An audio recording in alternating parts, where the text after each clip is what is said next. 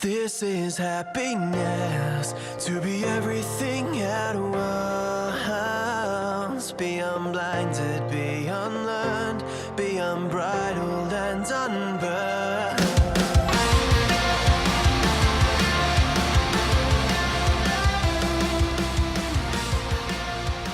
Hey guys, and welcome to the very second episode in the Mood Prep series. This is the Human Movement Radio with Dave Nixon.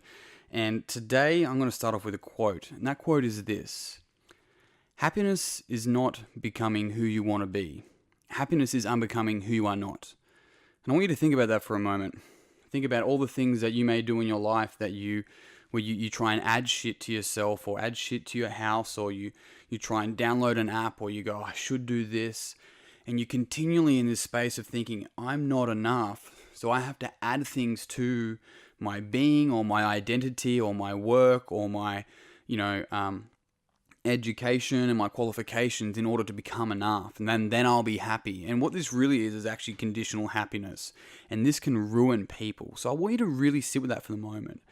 Because where this stems from in a lot of people is thinking that I'm not enough, right? Which is a very interesting conversation. I had this conversation actually with a a person who's extremely close to me just a day or so ago, and they run a program, what's called a meta program, which kind of sits above the programs that we understand that we're running, and that program is a perfectionist program. So the concept is that they're continually not enough, and this may be you listening, or maybe you know someone that runs like this, not actually like physically running, or maybe they do actually, but what became interesting is that they're working through that, and they're like, okay, well, how can I say that I am enough, right? Because they write it down, and their brain's like, no, you're not enough. And so what's really fascinating about this is going, okay, what will it take you to be enough?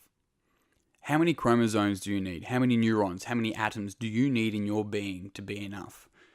Because you have everything that you need right now in order to be the person that you are designed to be, or destined to be, however you want to put that.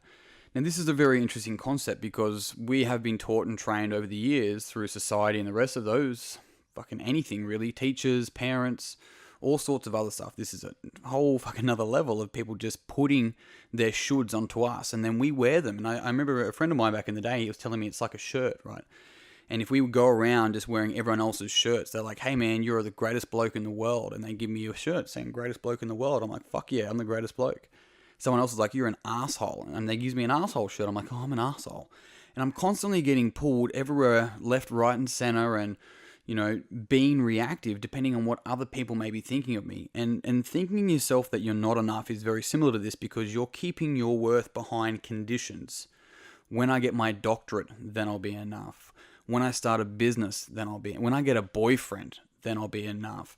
And the issue with this is that all of these things will continually come and go in our lives. And we know that when we have had a moment in our life where we have succeeded and excelled at something and been awarded, and we look at it and the feeling at the time was amazing, and then it fucking dissipates. It goes. It's like, oh, hey, just so you know, I won the award back in 2010. No one gives a shit.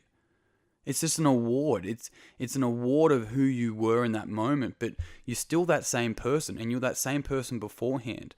So here's what I want you to think, right? If you're continually trying to think and search and look and outside of yourself, you're fucking downloading apps, you're trying to get even more gym memberships, or you're, putting pressure on yourself to do a fucking diet that you don't want to fucking do, just stop, right? I'm going to share a story with you. And this story was about a guy, and he lost his watch. And he's out the front of his house, and he's looking for this watch. And his neighbor saw him, and he goes, hey mate, like, what are you doing? He's like, oh, I lost my watch. I'm just trying to find my watch. He's like, okay. He helps him look for it, and they're searching in the front yard, and 2 hours pass, right? And the sun's coming down. And he goes, mate, where did you last have it? And he goes, oh, I last had it inside. He's like, well, if you lost it inside, why the fuck are you looking outside for it? And we need to look at the exact same thing about us, is that anything that we think we've lost is not outside of ourselves. And that's why unbecoming who we are not. What are the things that we are doing in our life every single day that we're doing to try and please somebody else because we want someone to like us? And I know I have been stuck in this trap before, and it's a fucking battle to get out of it and get through it. But that's the thing, anything worth doing in life is a battle. And so I'm going to finish off this Mood Prep podcast with a question for you, because maybe you're still sitting there and you're going, well, David, that's all well and good, but I still don't think I'm enough, right? And probably because you've run that program really, really, really well for a long time, and it's even served you.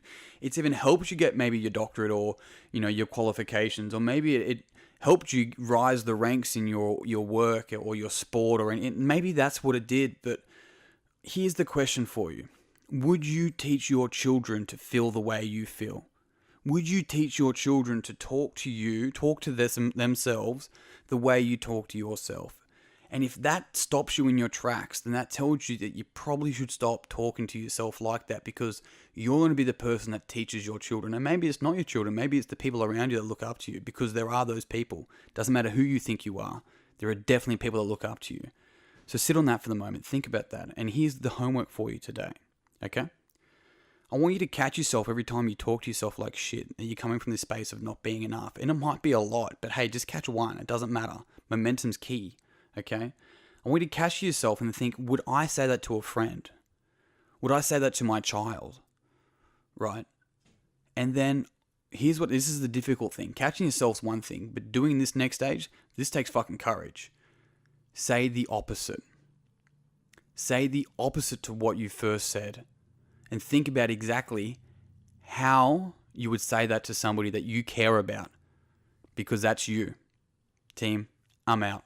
I hope this podcast helped you kick today in the dick, as always. But otherwise, until tomorrow for the next series of Mood Preps. Mood Preps? Yeah, multiples. Do heaps at one time, I don't care. Until next time, as always, peace and pizza. Hit life as big as you can, and I'll see you tomorrow. To be everything at once, be unblinded, be unlearned, be unbridled and unburned.